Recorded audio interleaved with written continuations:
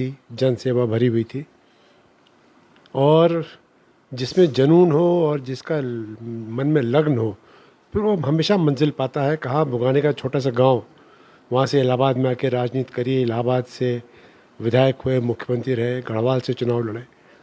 उनका जीवन जो था एक आदर्श जीवन था, इसलिए कि उन्होंने कभी नीतियों पे समझौता नहीं किया। जब इमरजेंसी लगी तो मुख्यमंत्री पद से इस्तीफ़ा दिया और इंदिरा गांधी को चैलेंज किया और उस वक़्त जगजीवन राम के साथ कांग्रेस का विभाजन किया, जिससे इंदिरा गांधी की हार हुई, कांग्रेस की हार हुई। और उस वक़्त दल बदल कानून नहीं था, वो चाहते तो सांसद रह सकते थे, लेकिन क्योंकि उन्होंने पार्टी छोड़ी इसलिए उन्होंने लोकसभा से भी त्यागपत्र दिया और गढ़वाल में उपचुनाव हुआ, जहाँ देश के सारे कांग्रेस के मुख्यमंत्रियों ने डेरा डाला।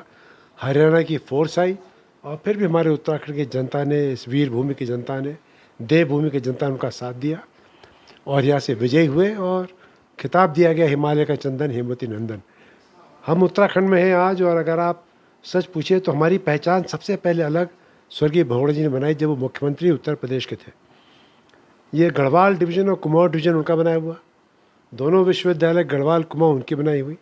पहले हम सब मेरठ डिवीज़न के साथ थे और एक अलग से पर्वतीय विकास मंत्रालय बनाया, अलग से पर्वतीय विकास का बजट दिया, अलग से पर्वतीय विकास का मंत्री बनाया। माने एक प्रदेश में दो बजट आते थे, एक मैदानी क्षेत्र के लिए, एक पर्वतीय क्षेत्र के लिए। तो सच पूछो तो उत्तराखंड की हमारी अलग से पहचान, अगर उसकी नींव किसी ने डाली तो स्वर्गीय बहुगुणा जी ने डाली। और आज मैं आपको ये कह सकता हूँ कि चाहे उत्तर प्रदेश हो, चाहे हमारा उत्तराखंड है, या सारे वो लोग जो उनसे जुड़े रहे, जो उनसे मिले, हमेशा उनको याद करते हैं कि उन्होंने राजनीति को सत्ता नहीं सेवा समझी।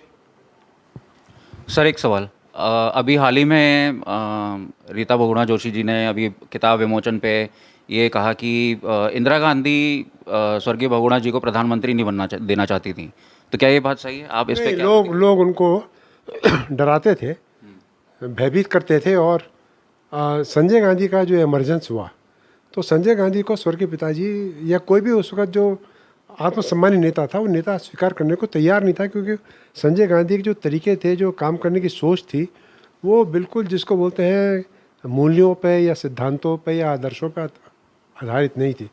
तो लोगों ने उनको भ्रमित किया, उनके कान भरे होंगे, लेकिन जो उनका विवाद हुआ इंदिरा गांधी से वो इमरजेंसी को लेके हुआ।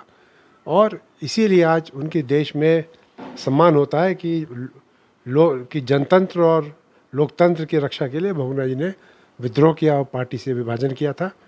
और अभी जब प्रधानमंत्री जी ने, मोदी जी ने टिकट उनके नाम पे जारी किया, उन्होंने इस बात को कहा कि अगर स्वर्गीय बहुगुणा जी और जगजीवन राम उस वक्त कांग्रेस से नहीं निकलते तो वातावरण नहीं बन रहा था कि इंदिरा गांधी हट सकती है। तो उनका जो है सारा जीवन आप देखिए तो एक आदर्श का जीवन रहा है। वो एक श्रम नेता रहे, मजदूर नेता रहे। उन्होंने जो श्रमिक कानून बनाया, जो शिक्षकों के लिए किया उत्तर प्रदेश में, आज भी सारा शिक्षक समाज उनको याद करता है। और हम लोग सब यही चाहते हैं कि अब ये अलग से राज्य बना है, हम विकास कर रहे हैं, विकसित हो रहे हैं, कि यहाँ प्रेम की भावना रहे और बिना जाति और बिना संकीर्ण विचारों के हम बहुगुणा जी के आदर्शों पर राजनीति करें और अच्छा राज्य और अच्छा देश बनाए। एक सवाल और सर, अंग्रेज उनके पीछे क्यों पड़े हुए थे? अंग्रेज़ों ने उनके ऊपर इनाम रखा था 5,000 का, जिंदा या मुर्दा? क्योंकि वो शुरू में सुभाष चंद्र बोस के जो से ज़्यादा प्रेरित थे, गांधीवादी नहीं थे शुरू 1940 में। और जो उनका जो संगठन था उसमें विजू पटनायक जो बाद में मुख्यमंत्री हुए, ये सब लोग थे। और इनके ये पकड़े गए, ये क्वीन विक्टोरिया के स्टैचू तोड़ने गए थे कनॉट प्लेस, तभी पकड़े गए। तो वो क्योंकि सुभाष चंद्र बोस के और हमारे चंद्रशेखर आज़ाद और भगत सिंह के विचारों से ज़्यादा प्रेरित थे और आंदोलनकारी थे, इसलिए सरकार उनसे डरती थी और उन पर इनाम लगाया था।